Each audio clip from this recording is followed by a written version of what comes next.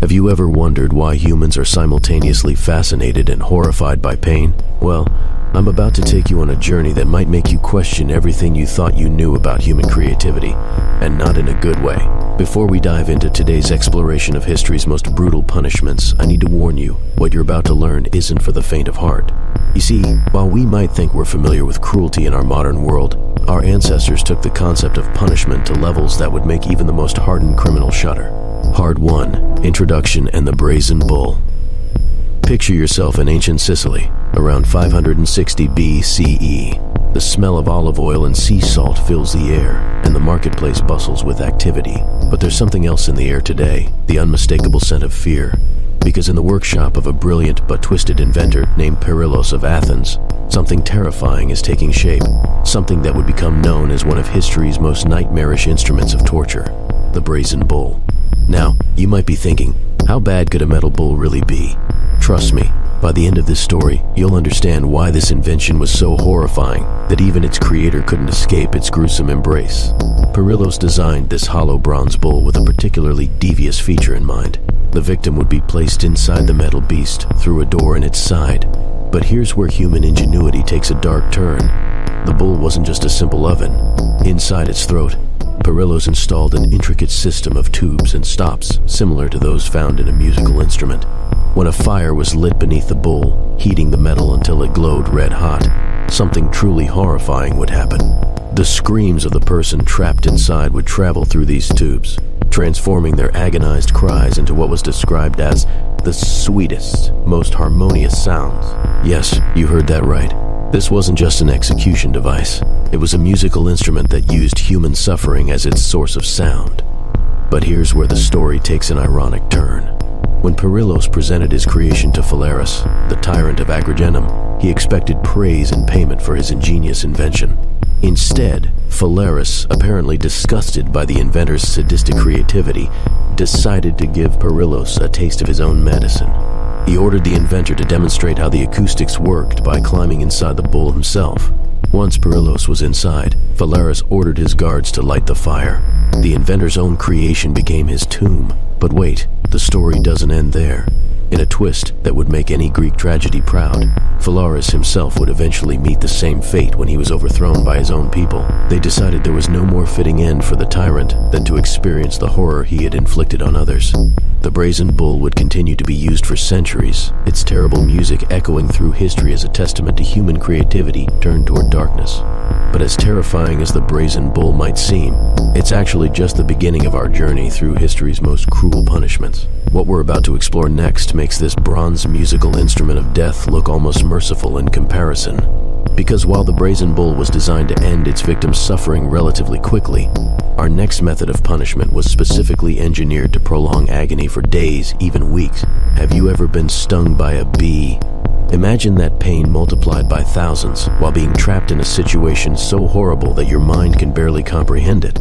That's exactly what we're about to discover in our next segment, where we'll explore a punishment so ingenious in its cruelty that it became known as nature's revenge. But before we get there, take a moment to appreciate the fact that you're watching this from the comfort of your own home, in an era where such punishments exist only in history books. Because trust me, what comes next will make you very, very grateful for modern justice systems. Part 2, Escapism, the Boats. Welcome back to our journey through humanity's darkest acts of punishment. If you thought the Brazen Bull was the peak of human cruelty, I regret to inform you that we're just getting started. Let me introduce you to an ancient Persian method of execution so horrific that its mere description was often enough to ensure compliance with the law. They called it scaphism, but it was also known by a more evocative name, the boats. Now, you might be thinking, boats don't sound so bad. Trust me, by the end of this story, you'll never look at honey the same way again. Picture this, ancient Persia, where the punishment had to fit not just the crime, but the empire's reputation for absolute power. The process began almost deceptively simply. The condemned would be stripped naked and firmly strapped between two wooden boats or hollowed-out tree trunks of equal size with their head, hands, and feet protruding. Here's where it gets interesting, and by interesting, I mean absolutely horrifying. The executioners would force-feed the victim a mixture of milk and honey. They would then proceed to coat every exposed part of the person's body with the same sweet concoction, paying special attention to the eyes, nose, and mouth. At this point, you might be wondering, what's so bad about honey? Well, let me tell you about what happened next. The boats, with their human cargo, would be taken to a stagnant pond or swamp and left to float. Under the burning sun, the honey would begin to attract insects. Not just a few insects, we're talking about swarms of flies, wasps, and other creatures drawn to the sweet smell. But that was just the beginning of the victims' troubles. You see, the milk and honey mixture they were force-fed had a very specific purpose. It would cause severe diarrhea, creating the perfect breeding ground for insects inside and outside the victim's body. Day after day, the insects would multiply, feeding, breeding, and slowly consuming the living person from the inside out. But surely, you might think, people would die quickly from exposure. Unfortunately, no.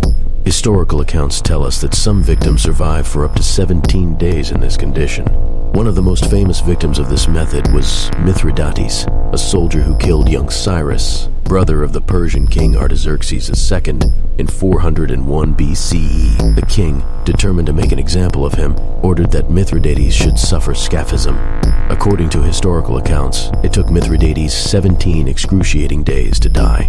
Now, you might be wondering why anyone would devise such an elaborate method of execution. The answer lies in the Persian belief system.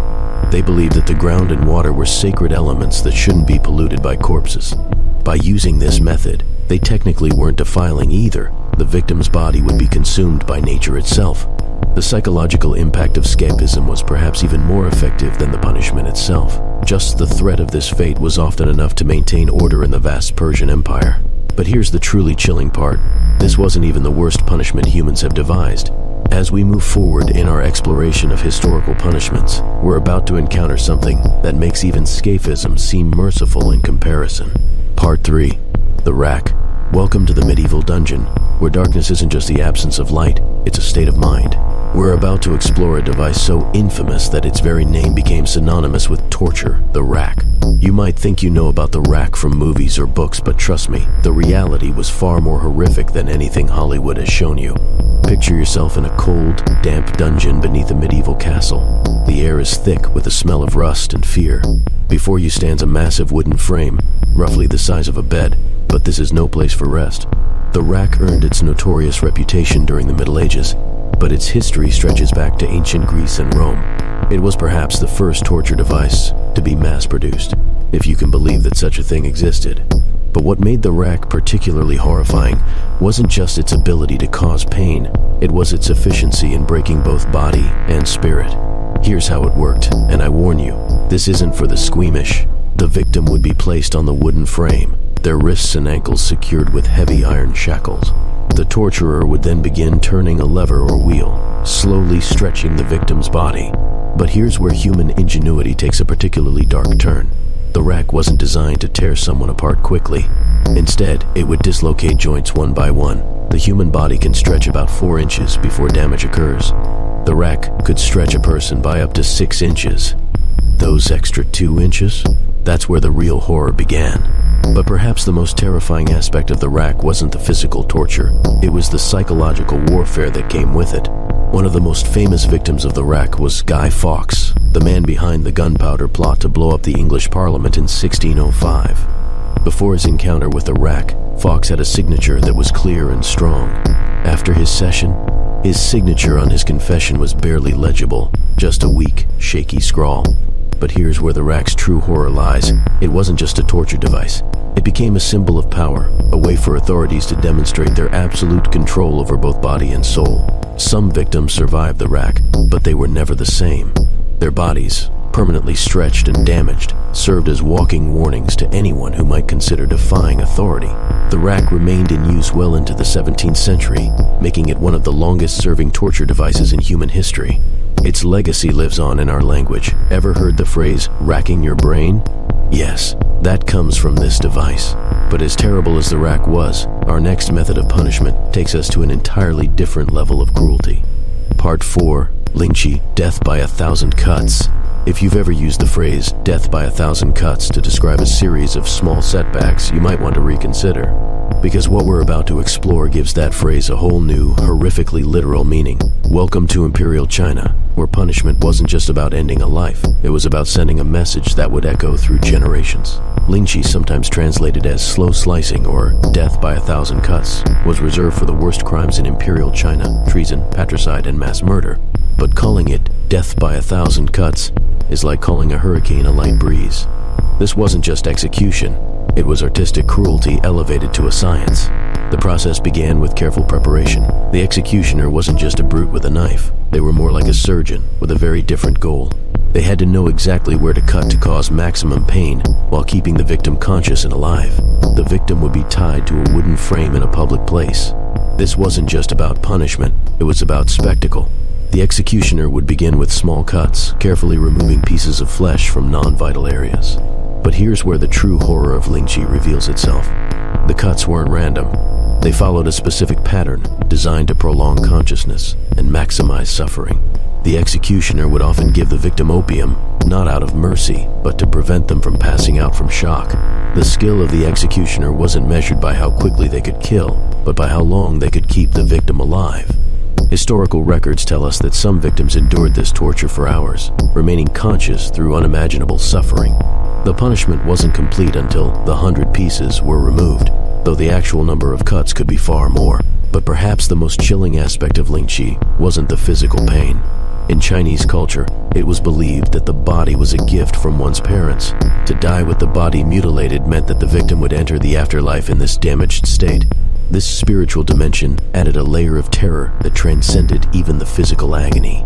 The last recorded instance of Lingqi took place in 1905, when it was finally banned as part of China's modernization efforts.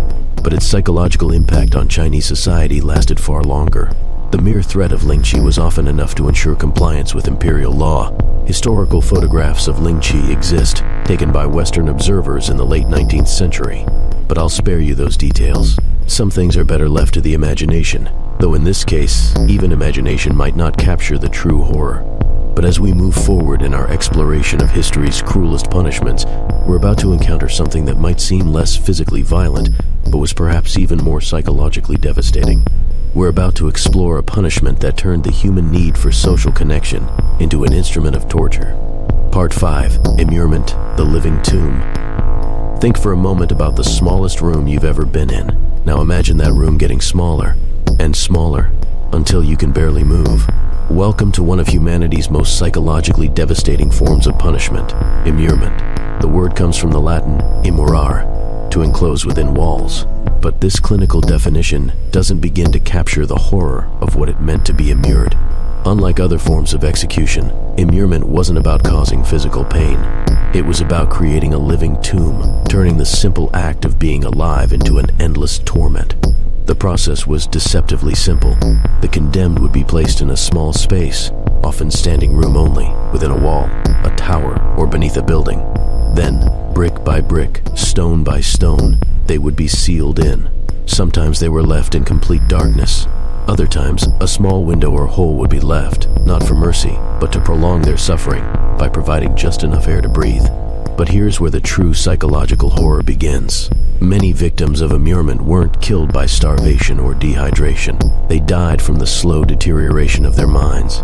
Imagine being conscious through every moment, feeling the space around you become more permanent with each brick, knowing that this tiny space would be your entire world until your last breath. The practice was particularly common in medieval Europe, where it was often used to punish nuns who had broken their vows. The infamous case of Elizabeth Bathory, the Blood Countess, ended with her immurement in 1610. She spent 4 years in a set of rooms in her own castle, with only small slits for food and air. But perhaps the most chilling cases were those where immurement was used as a voluntary religious practice. Yes, you heard that right. Some religious devotees chose to be immured, believing it would bring them closer to spiritual enlightenment. The anchorites of medieval Christianity would have themselves sealed into small cells attached to churches. They would spend the rest of their lives in prayer, with only a small window to receive food and another to hear Mass. The ceremony of their immurement even included funeral rites, because in the eyes of the world, they were already dead. But at least these voluntary victims had chosen their fate. For those condemned to punitive immurement, the psychological torture was unimaginable. They would often hear life continuing on the other side of their walls. People walking past, children playing, life going on while they remained frozen in their stone tomb. Part 6. The Iron Maiden of Nuremberg. There are some devices so terrifying that simply describing them sends chills down your spine. The Iron Maiden of Nuremberg is one such creation. Imagine a sarcophagus made of iron, standing upright like a sentinel of suffering. But this isn't just any metal coffin. When you open its doors, you're greeted by a sight that would make even the most hardened executioner pause. Dozens of sharp iron spikes line the interior, carefully positioned to penetrate the body without hitting vital organs. This was torture engineering at its most sophisticated and most horrifying. The Iron Maiden got its name from a supposed resemblance to the Virgin Mary. But there was nothing holy about its purpose. The device was designed to create a perfect symphony of suffering, combining the psychological terror of confinement with the physical agony of impalement. Here's how it worked, and I warn you, this isn't for the faint of heart. The victim would be placed inside the device, facing the back wall. As the doors slowly closed, the spikes would begin to pierce their flesh. But here's where the true genius, if we can call it that, of the device reveals itself. The spikes weren't positioned to kill quickly. They were carefully arranged to pierce non-vital areas, ensuring the victim remained conscious and aware. The victim's own body weight would cause them to slowly sink deeper onto the spikes. Every movement, every breath, would bring fresh waves of agony. Some versions of the Iron Maiden even had spikes positioned at eye level, but perhaps the most terrifying aspect wasn't the physical pain. It was the psychological torture of being enclosed in complete darkness, feeling the metal spikes slowly penetrate deeper with each passing moment. The knowledge that every attempt to find a comfortable position would only bring more pain. Historical records tell us that some victims survived in the Iron Maiden for days. The device often included a drain at the bottom to prevent victims from dying too quickly from blood loss. This wasn't mercy, it was calculated cruelty. The Iron Maiden of Nuremberg was destroyed in an Allied bombing raid during World War II, but its legacy lives on in our collective nightmare fuel. It has inspired countless horror movies, books, and even heavy metal album covers. Modern historians debate whether the Iron Maiden was actually used as frequently as medieval accounts suggest. Some argue it was more of a deterrent, a symbol of power meant to terrify rather than a regularly used instrument of torture. But the psychological impact of its mere existence was perhaps as effective as its actual use.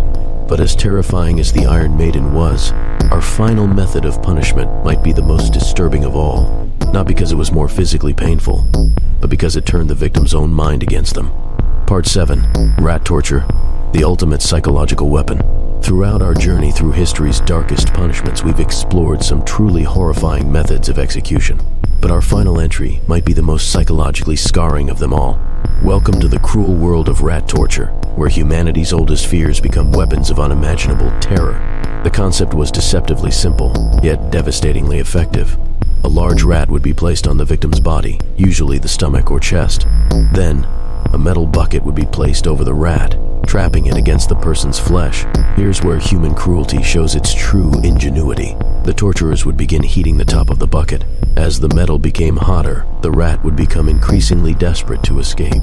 But there was only one way out, through the victim's flesh. The rat, driven mad by the rising heat, would begin to gnaw and claw its way through the only surface that wasn't metal, the human body.